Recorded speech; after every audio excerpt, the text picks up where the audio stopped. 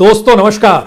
दोस्तों, दुनिया का सबसे बड़ा लोकतांत्रिक देश दो ही पिलर पर टिका है। एक पिलर है प्रचार और दूसरा पिलर है प्रोपेगेंडा।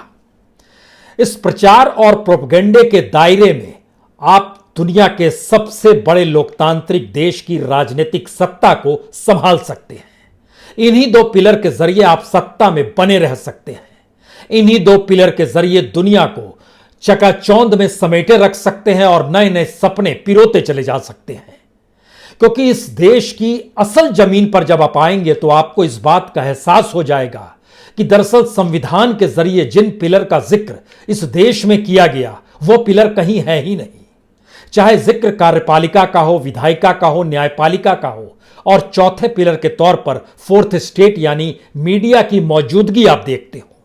लेकिन जैसे ही हमने आपसे दो पिलर का जिक्र किया, प्रचार और प्रोपेगेंडा, तो इसमें आपको इस देश की दो हकीकत को आज मिला देना होगा। एक तरफ राजनीतिक सत्ता है और उस राजनीतिक सत्ता के तमाम बेहतरीन स्थितियों को बताने के लिए मीडिया है। मीडिया बिना राजनीतिक सत्ता के जीवित रह नहीं सकता और जो भी इन्वेस्टमेंट राजनीतिक सत्ता करती है वो मीडिया के लिए ही करती है। आप कहेंगे ये पहेलियां बुझाई जा रही है, तो इन पहेलियों को हम आपके लिए समाधान और सुलझाने की दृष्टि से आगे बढ़ें। दो तीन बातों को शुरुआत में समझ लीजिए। पहली बात यह है कि इस देश में एक वेंटिलेटर की कीमत है सिर्फ 3 लाख रुपए। इस देश के भीतर में एक ऑक्सीजन प्लांट जो लगाना है, तुरंत सरकार की जो डील निकल कर आई है उसमें पता चला कि 1.25 करोड़ में एक ऑक्सीजन प्लांट लग सकता है।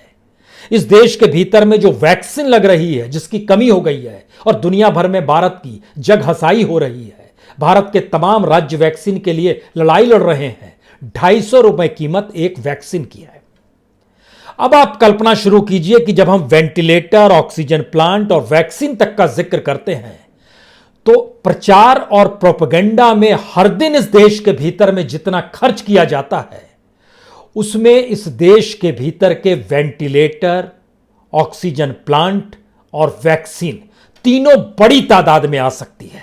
कितनी बड़ी तादाद में, यह कल्पना के परे है आपके, क्योंकि प्रोपेगेंडा और प्रचार पर होने वाला खर्च इस देश के तमाम राज्यों से होते हुए इस देश के केंद्रीय सत्ता यानी प्रधानमंत्री तक पहुंचता है।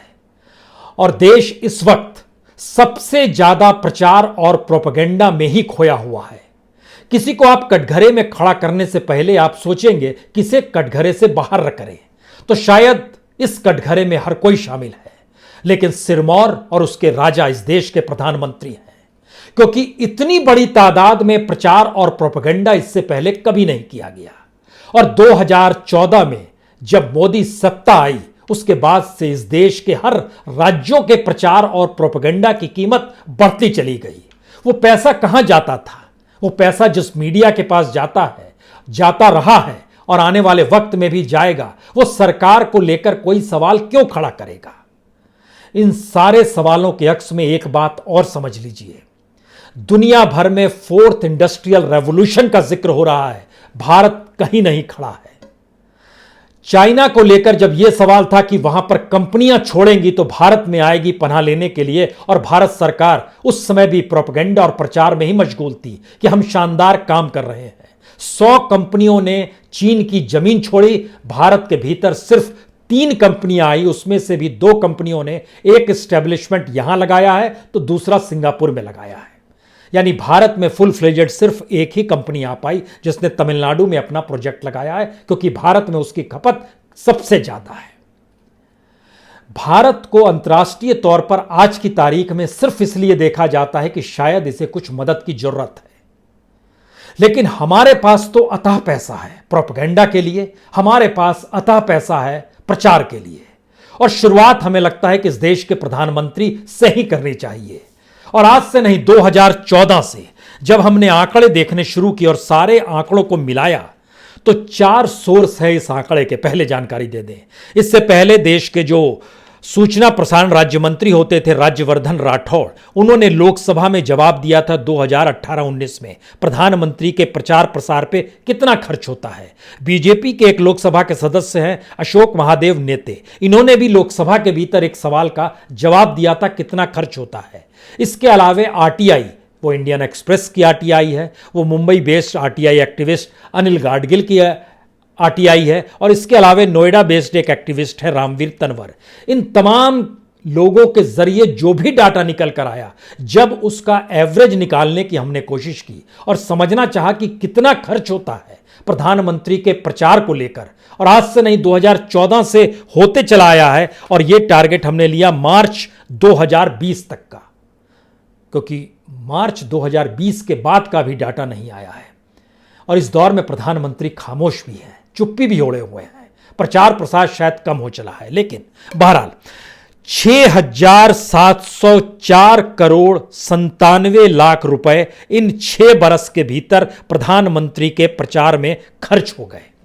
बरस दर बरस देखिएगा तो 2014-15 में 959 करोड़ रुपए, 1,160 करोड़ रुपए 2015-16 में, 1,264 करोड़ रुपए 16-17 में, 17-18 में 1,313 करोड़ रुपए, 18-19 में 1,274 करोड़ रुपए, 19-20 में सबसे कम हुए हैं 713 करोड़ रुपए। लेकिन सवाल यह है कि जब सबको मिलाते हैं 6,704 करोड़ 97 लाख रुपए, तो यह प्रति साल जो बैठता है वह तकरीबन बैठता है 1,117 करोड़ रुपए हर साल प्रचार पे खर्च हो रहे हैं। सिर्फ एक जानकारी आपको और दे दें, क्योंकि आज जो तमाम प्रचार और प्रोपेगेंडा का हम जिक्र कर रहे हैं उसमें हमने वह हिस्सा हटा दिया है जो वाकई सरकार के नोटिफिकेशन की जानकारी इस देश की जनता को होनी चाहिए, नागरिकों को होनी चाहिए। ये ऐसे प्रचार हैं जो सिर्फ अपनी चकाचौंध दिखाने और चकाचौंध लुटाने के लिए किए जाते हैं। हमने ये काम किया, हमने ये काम किया, हम ये काम करने वाले हैं, और इतना पैसा है, और हम आपको बताने जा रहे हैं वेंटिलेटर 3 लाख में आता है। कमाल की चीज है। हम आपको बताते हैं ऑक्सीजन प्लांट 1.25 करोड़ में लगता है। हम आपको बताते हैं वैक्सीन 250 रुपए में आता है। तो इस प्रचार की कीमत को अगर इनमें तब्दील कर दिया जाए तो इस देश में हॉस्पिटल्स की कमी नहीं बचेगी, वैक्सीन की कमी नहीं रहेगी, ऑक्सीजन प्लांट की कमी नहीं रहेगी, आईसीयू बेड के साथ वेंटिलेटर जुड़ा हुआ हर बेड के साथ जुड़ चुका होगा। उसके अलावे भी कई बेड इस देश में क्रिएट हो चले होंगे, क्योंकि प्रधानमंत्री के जरिए जो प्रचार किया गया, सवाल है कि इन बातों का जिक्र मीडिया क्यों करेगा।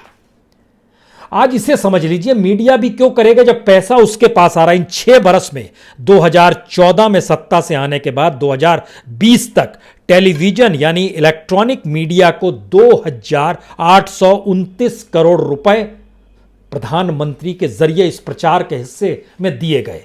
प्रिंट मीडिया को 2,777 करोड़ रुपए दिए गए, इंटरनेट को 101 करोड़ रुपए दिए गए, और आउटडोर प्रचार प्रोपेगेंडा को 997 करोड़ रुपए दिए गए। अब आप कल्पना करने की शुरुआत कीजिए, टेलीविजन को हर दिन 1,29 लाख रुपए दिए जा रहे थे, प्रिंट मीडिया को हर दिन 1,26 लाख रुपए दिए जा रहे थे, इंटरनेट को हर दिन 4,61,000 रुपए दिए जा रहे थे, आउटडोर में लगभग 45 लाख रुपए हर दिन दिए जा रहे थे। और इन सब को जब आप जोड़ते हैं तो प्रधानमंत्री प्रतिदिन का खर्चा जो प्रचार पर हुआ, जो भी प्रोपेगेंडा पर हुआ, वह 3,06 लाख है। अब आप सोचना शुरू कीजिए कि इस 3,06 लाख अगर एक दिन का खर्चा था, तो इसका मतलब यह है कि इस देश के भीतर में जब 1.25 करोड़ में ऑक्सीजन प्लांट लग जाते हैं तो 3 ऑक्सीजन प्लांट लग जाते हैं। जब 3 लाख में वेंटिलेटर आ जाते हैं तो कितने वेंटिलेटर आ जाते हैं इस देश के भीतर में। सिर्फ एक दिन के प्रचार का जिक्र हम यहां कर रहे हैं। वैक्सीन जो 250 रुपए के भीतर फंसी हुई है, वो कितनी बड़ी तादाद में वैक्सीन आती। हमें लगता है कि इस स्थिति में इस देश में प्रचार और प्रोपेगेंडा जो है, वो सवाल सिर्फ प्रधानमंत्री तक ही नहीं टिकता है। हम इस प्रधानमंत्री की परिस्थितियों पर फिर लौटे, उससे पहले एक स्थिति और आपको बताते चलते हैं राज्यों की। दिल्ली के केजरीवाल को लेकर भी बड़ी बहस हो रही है कि यह भी सिर्फ प्रचार में ही व्यस्त रहते हैं। हमने उनका भी डाटा निकाला और इसमें कोई दो मत नहीं है कि 2021 यानी इस साल की शुरुआत में जनवरी, फरवरी, मार्च में इन्होंने लगभग 150 करोड़ रुपए सिर्फ प्रचार में फूके हैं, सिर्फ इन 3 महीनों के भीतर में। यानी हर दिन तकरीबन 1.5 करोड़ से ज्यादा ये प्रचार में उड़ा रहे थे। जनवरी में 32 करोड़ 52 लाख रुपए उड़ा दिए, फरवरी में 25 करोड़ 33 लाख उड़ा दिए, मार्च में 92 करोड़ 48 लाख उड़ा दिए। लेकिन 2015 से 2020-21 तक इस दौर में 804 करोड़ रुपए केजरीवाल ने भी प्रचार पर फूंक डाले। एक्यूरेट चाहिए तो 804 करोड़ 93 लाख रुपए उड़ा दिए। यानी इसका मतलब यह है कि लगभग हर दिन जो फूंका जा रहा था केजरीवाल सरकार के जरिए इन 6 साल में 36 लाख रुपए प्रतिदिन प्रचार पर फूंका गया। 36,75,000 रुपए यह हर दिन फूंका गया। और यह तमाम राज्यों के मुख्यमंत्रियों की परिस्थिति है। इस देश के भीतर में जब हमने एवरेज निकालना शुरू किया तो पता चला उत्तर प्रदेश, महाराष्ट्र, कर्नाटक, तमिलनाडु, इनका जो एवरेज निकल कर आ रहा था वो तकरीबन 200 करोड़ के पार प्रति साल खर्च किया गया। ऐसा नहीं है कि मौजूदा वक्त में जो सीएम है उनसे पहले भी सीएम इसी रूप में कर रहे थे। यानी प्रचार और प्रोपेगेंडा इस देश की डेमोक्रेसी को जिंदा रखने या बताने का सबसे बेहतरीन पिलर है। बाकी चीजों से कोई मतलब नहीं है। केजरीवाल अगर 36,75,000 रुपए एक दिन में खर्च करते हैं तो प्रधानमंत्री मोदी 3 करोड़ 6 लाख रुपए हर दिन खर्च करते हैं। जैसे प्रधानमंत्री मोदी का जिक्र हुआ, हमें लगा है एक झटके में मनमोहन सिंह का जिक्र आपके साथ कर दे। मनमोहन सिंह 10 साल तक प्रधानमंत्री रहे और इस 10 साल में उन्होंने खर्च किया 2,658 करोड़ रुपए, यानी प्रतिदिन 72 लाख। 10 साल तक प्रतिदिन 72 लाख के हिसाब से मनमोहन सिंह का प्रचार चल रहा था। मोदी सरकार का प्रचार 3 करोड़ 6 लाख के हिसाब से चल रहा है।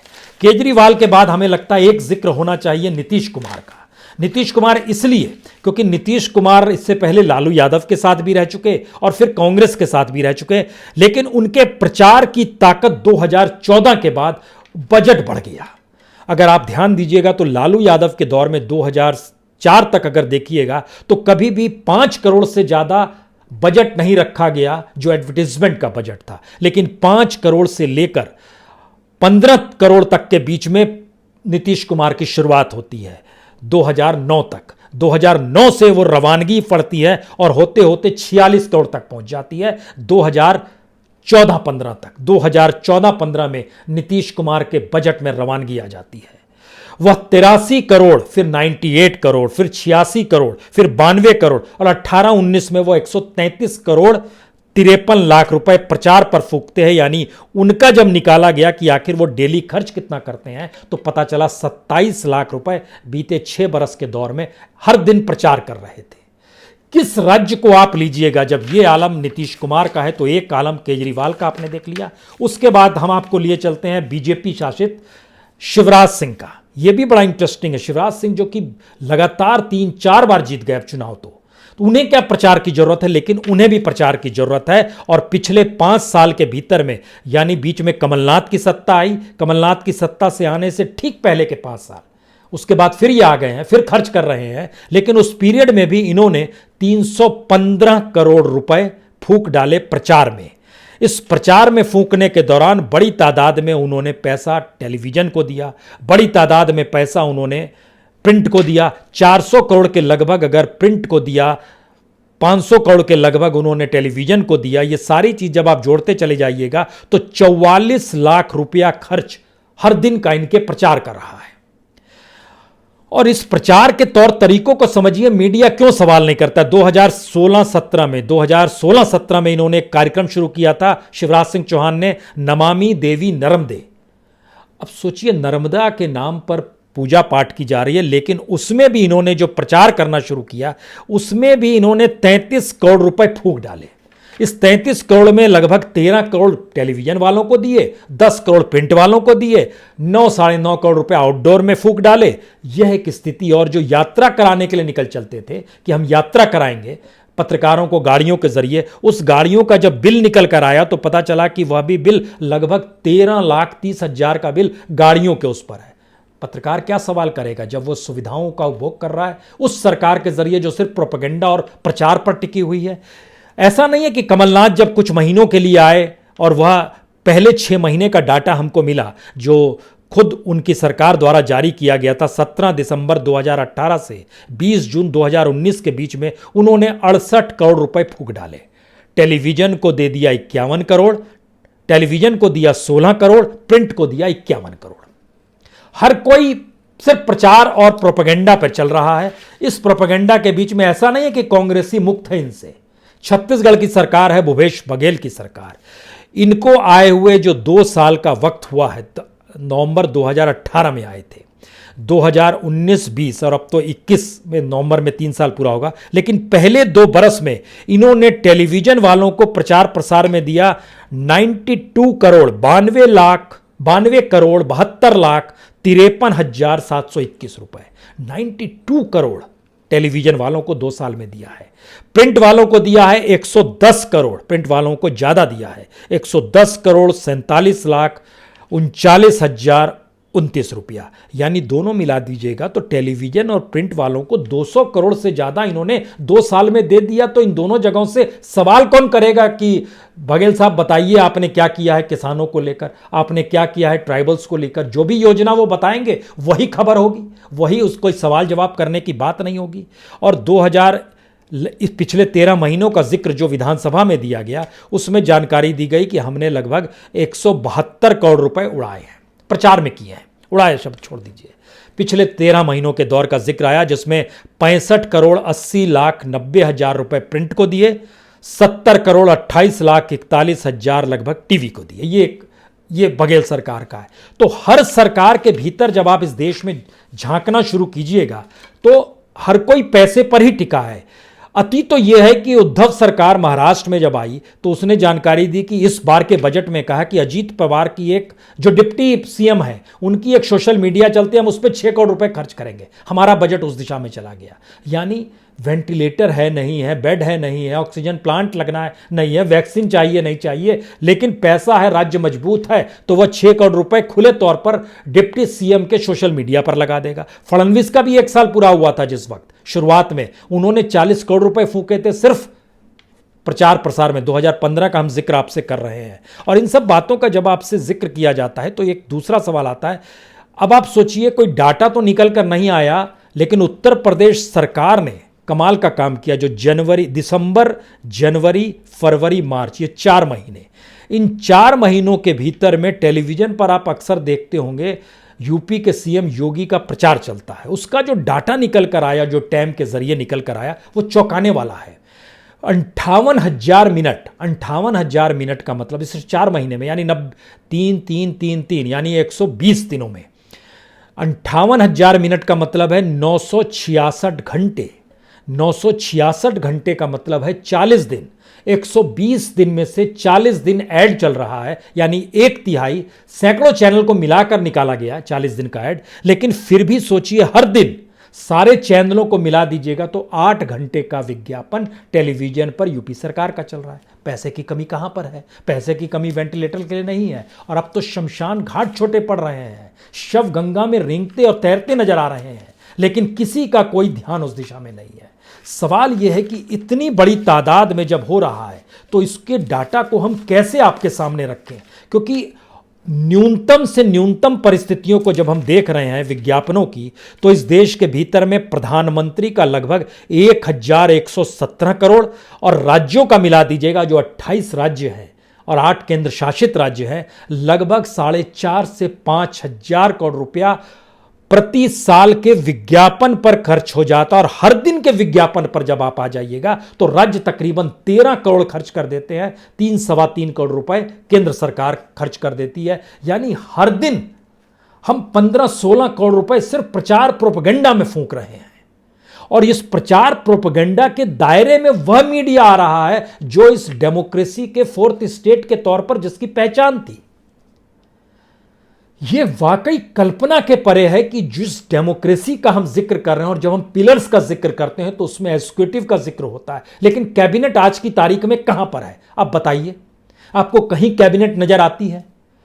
क्या आपको लगता है कि कोई मंत्री किस रूप में, किस तरीके से इस देश के भीतर में जो एक इमरजेंसी वाले हालात हैं विपदा को लेकर, उसको लेकर वो कहीं काउंटर तौर पर चीजों को लड़ने को तैयार है? वो बता पा रहा है, कर पा रहा है? अगर एग्जीक्यूटिव नहीं है, अगर विधायिका नहीं है, इस देश के ब्यूरोक्रेट्स का क्या हाल है? अगर उनके जरिए चीजें इंप्लीमेंट नहीं हो पा रहे, इस देश की न्यायपालिका की कौन सी परिस्थिति है जिसमें उसके भी हाथ पांव फूल गए, वो निर्देश दे तो किसे दे? अटॉर्नी जनरल जिन तर्कों को सामने रखते हैं तो वो स्टेट के तर्क होते हैं, यानी केंद्र सरकार के तर्क हैं, उसको काउंटर वो कैसे करे? अगर इन परिस्थितियों के भीतर में भारत की डेमोक्रेसी के तमाम पिलर ढहते चले जा रहे हैं, वो नजर नहीं आ रहे हैं, वो गायब हैं, मिसिंग हैं, तो ऐसे में फोर्थ स्टेट की भूमिका को ही अपनी भूमिका के साथ इस दौर में प्रचार और प्रोपेगेंडा के जरिए राजनीतिक सत्ता ने अपने साथ जोड़ लिया। शायद इसीलिए कोई सवाल नहीं है, यह डर नहीं है मीडिया के भीतर का, यह प्रॉफिट और कमाई है। डर का जिक्र होता तो फिर एक अलग लड़ाई शुरू हो जाती इस देश के भीतर में, लेकिन डर नहीं है।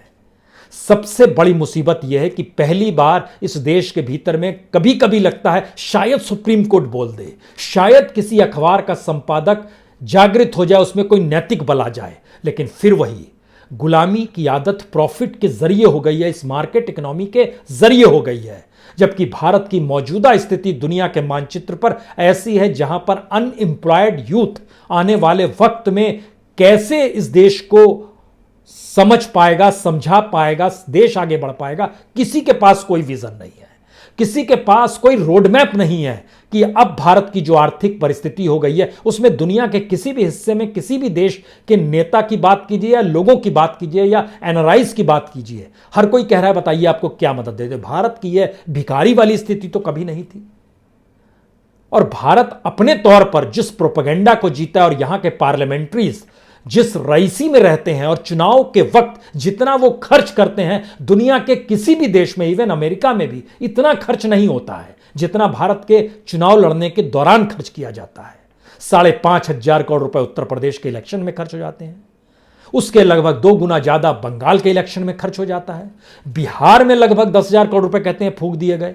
ये क्या स्थिति है, कितना पैसा है, और ये सारी चीजें सिर्फ प्रचार और प्रोपेगेंडा पे चल रही है। और शायद इसीलिए पहली बार एक ऐसे संकट से भारत जूझ रहा है जहां पर आने वाले वक्त में सामाजिक और आर्थिक तौर पर वो कैसी परिस्थितियां होंगी, क्या वो इस देश के भीतर में एक सोशल डिस्ट्रक्शन को पैदा कर देगी, कौन सी स्थिति होगी वह? ये सारे सवाल इसलिए हैं क्योंकि हमने सिर्फ प्रचार पे ध्यान दिया है, हमने सिर्फ प्रोपेगेंडा पे ध्यान दिया है, और प्रचार और प्रोपेगेंडा के जरिए इस देश की मीडिया को अपने साथ खड़ा कर लिया है। और मीडिया का जो बजट है, जो उसका अपना बजट है, जब इस देश के भीतर में प्रोडक्शन डाउन है, इस देश के भीतर में कॉरपोरेट काम कर पाने की अब स्थिति में नहीं आ पा रहा है, इस देश के भीतर में मैन्युफैक्चरिंग यूनिट ध्वस्त हो गई है, प्रचार आप किसका करेंगे? सरकार का ही करेंगे, सरकार ही आपको पैसा देगी। तो सबसे बड़े इंस्टीट्यूशन के तौर पर आगे बढ़ता हुआ मीडिया, उसका सच यह है कि टैक्स पेयर के पैसे से इस देश में प्रचार प्रसार होता है। टैक्स पेयर के पैसे को रोटेशन में लाकर सरकार मीडिया को पालती पोसती है। टैक्स पेयर के पैसे पर यह सवाल कोई नहीं खड़ा करता है कि जब टैक्स पेयर का पैसा है तो फिर उसी जनता को फ्री में वैक्सीन क्यों नहीं मिलनी चाहिए, हॉस्पिटल्स क्यों नहीं बनने चाहिए, ऑक्सीजन सिलेंडर फ्री में क्यों नहीं मिलना चाहिए। ये सारा तो टैक्स पेयर का, सरकार तो कुछ नहीं कमाती है।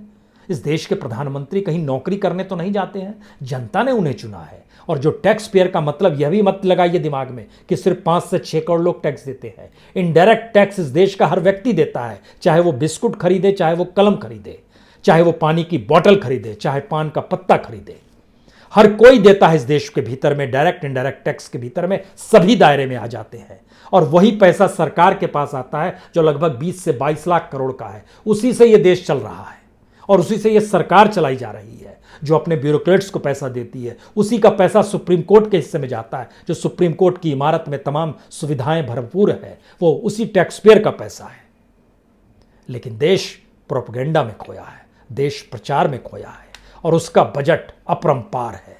इतना ज़्यादा बजट है क्योंकि जब उसका हिस्सा निकालना शुरू कीजिएगा तो राज्यों के प्रतिदिन के प्रचार के दायरे में 10 ऑक्सीजन प्लांट हर दिन खड़े किए जा सकते हैं, 450 वेंटिलेटर हर दिन बनाए जा सकते हैं, 5 लाख वैक्सीन हर दिन लाई जा सकती है। यह हर दिन का है। प्रधानमंत्री के एक दिन के प्रचार में 2 से 3 ऑक्सीजन प्लांट लग सकते हैं, 100 वेंटिलेटर आ सकते हैं, 1.25 लाख वैक्सीन आ सकती है। तो सोचिए 1 साल के भीतर में उसको 365 से गुना कर दीजिए और सोचना शुरू कीजिए, इस देश का 2 ही तो पिलर है, प्रोपेगेंडा और प्रचार।